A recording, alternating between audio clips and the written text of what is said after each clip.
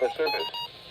The National Weather Service in Chicago has issued a special marine warning for near-shore waters from Winthrop Harbor to Wilmette Harbor, open waters from Winthrop Harbor to Wilmette Harbor out to mid-lake until 10:30 p.m.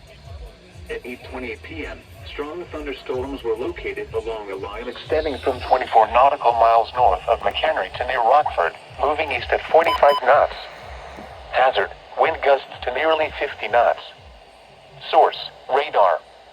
Impact, small craft could be damaged and briefly higher winds and suddenly higher waves.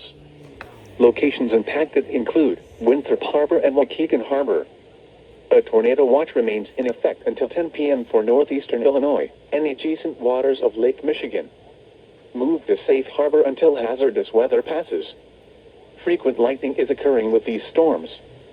If caught on the open water, stay below deck if possible. Keep away from ungrounded metal objects.